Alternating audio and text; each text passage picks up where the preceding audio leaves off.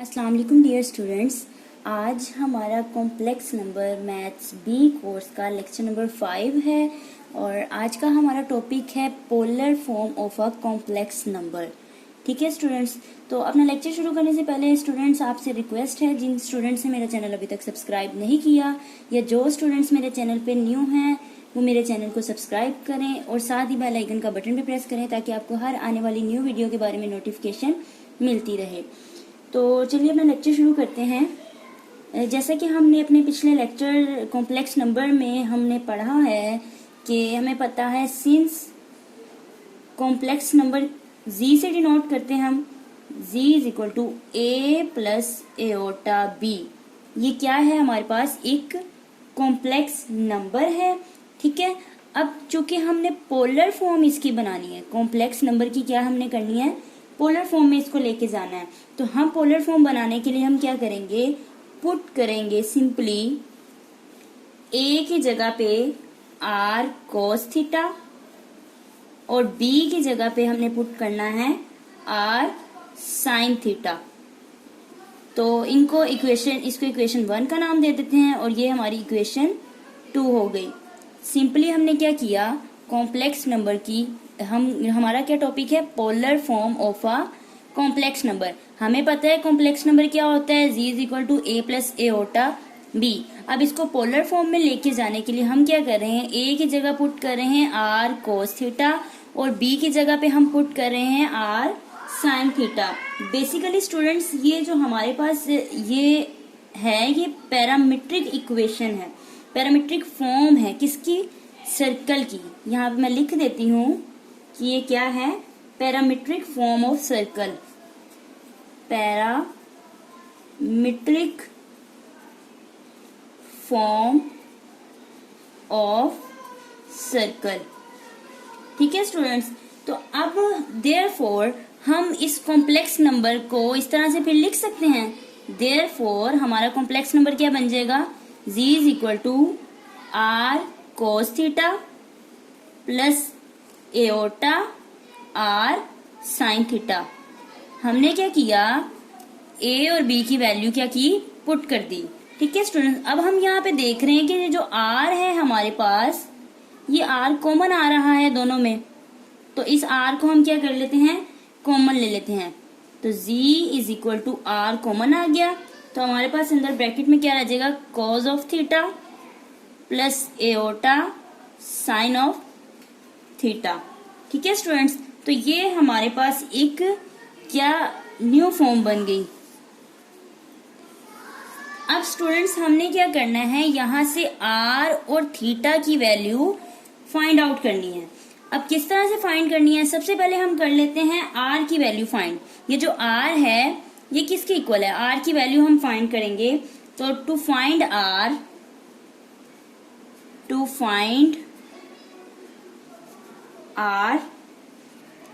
को फाइंड करने के लिए फिर हमें क्या एलिमिनेट करना पड़ेगा, यहाँ से इक्वेशन में से थीटा को क्या करना पड़ेगा, एलिमिनेट करना पड़ेगा। To find r eliminating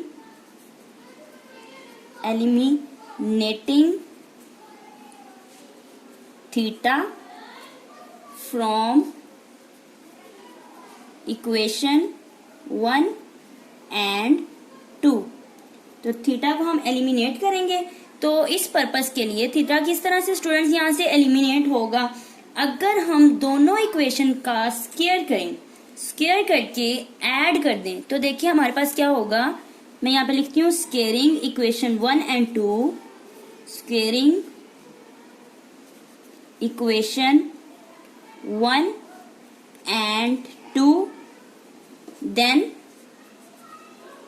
adding. ऐसा करने से क्या होगा, हमारे पास थीटा जो है दोनों इक्वेशन में से एलिमिनेट हो जाएगा। किस तरह से, अब वो देखें राइट हैंड साइड पे और लेफ्ट हैंड साइड वाली टर्म्स लेफ्ट हैंड साइड पे लिख लेते हैं ऐड करके, और राइट हैंड वाली साइड वाली टर्म्स जो हैं उसको राइट हैंड साइड पे लिख लेते हैं। तो a square plus b square, और इस साइड पे क्या आ जाएगा हमारे पास, r square cos of square theta plus r square sine square theta.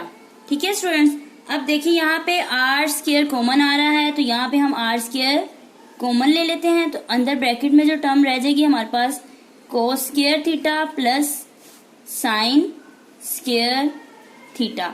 ठीक है स्टूडेंट्स, अब हमें पता है ये ट्रिग्नोमेट्री में हमने ये आइडेंटिटी पढ़ी हुई है, कोस square theta plus sine square theta ये किसके इक्वल होता है, ये 1 के इक्वल होता है, तो हम इसकी जगह पे लिख सकते हैं 1।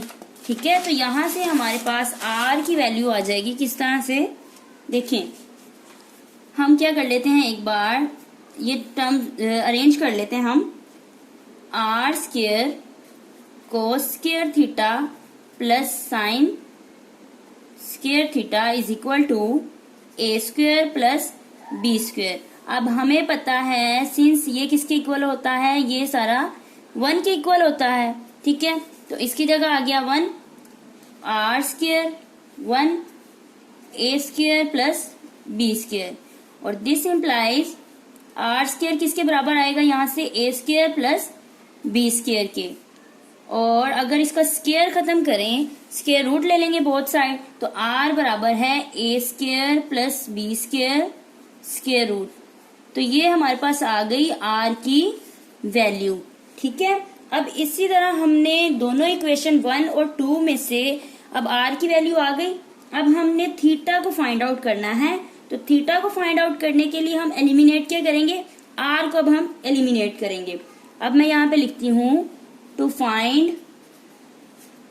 फाइंड थीटा एलिमिनेटिंग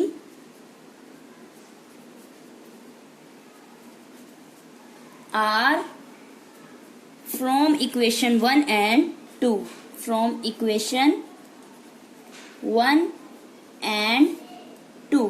इक्वेशन 1 और 2 में से हमने क्या करना है, अब आर को एलिमिनेट करना है। तो दिस पर्पज, इसके लिए हम क्या करेंगे, किस तरह से आर एलिमिनेट होगा, हम डिवाइड कर देते हैं, डिवाइडिंग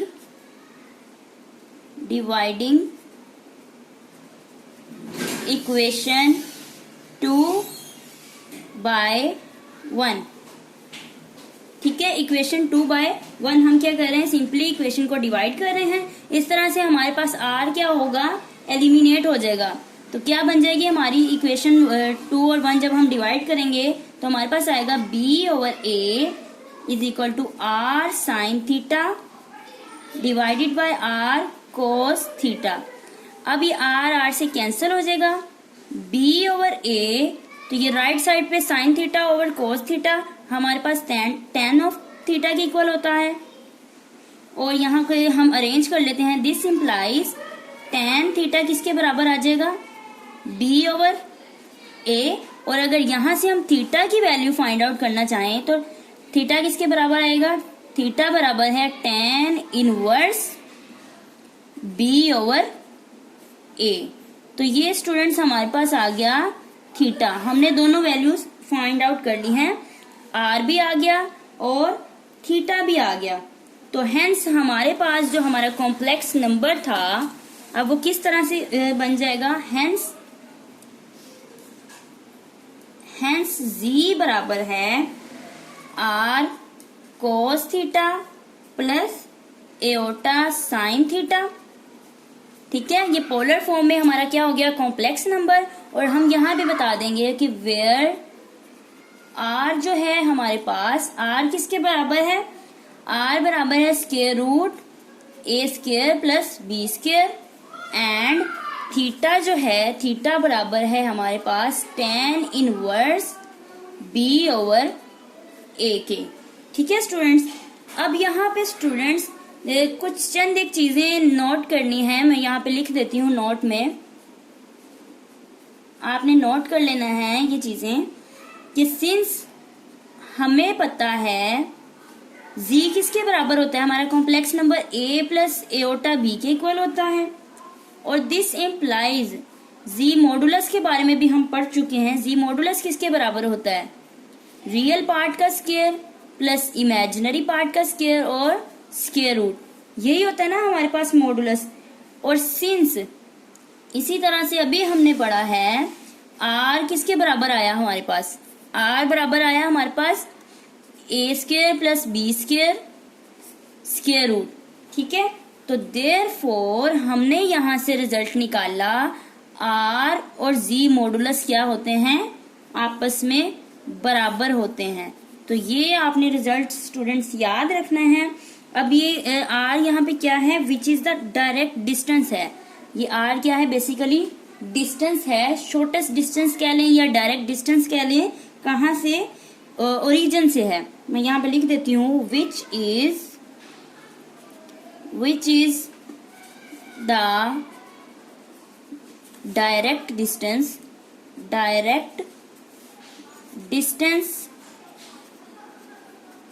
या फिर shortest distance of a complex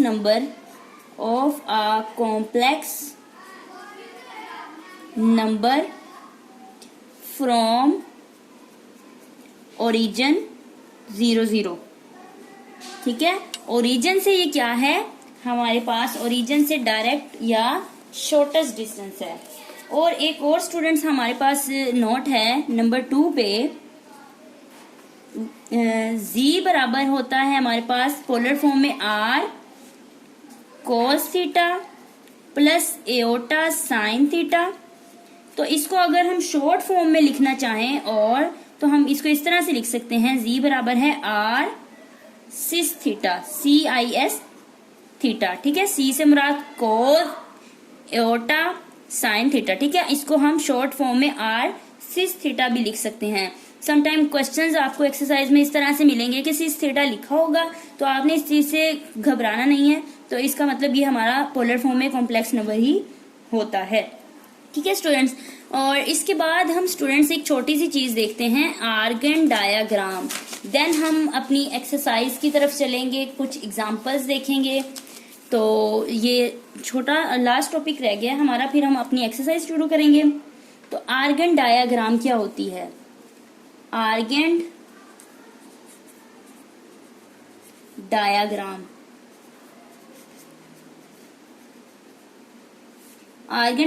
ऐसी डायाग्राम होती है students, a diagram showing A B R theta, यानी कि इसमें सारी चीजें शो हो, हमारे पास A B real part, imaginary part, हमारे पास आर और थीटा एंगल जो भी हमारे पास हैं, 4 कंपोनेंट्स जो हैं हमारे पास एलिमेंट, वो सब क्या हो, ऐसी डायग्राम जिसमें ये ए बी आर थीटा सारे शो हों ऑफ कॉम्प्लेक्स नंबर जी के, ऐसी डायग्राम को हम कहते हैं आर्गन डायग्राम। मैं यहाँ पे लिख देती हूँ, अ डायग्राम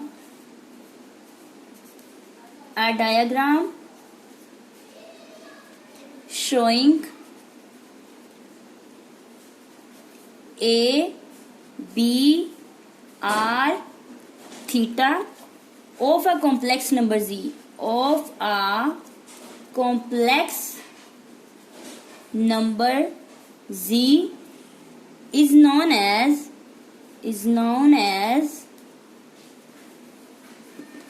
argand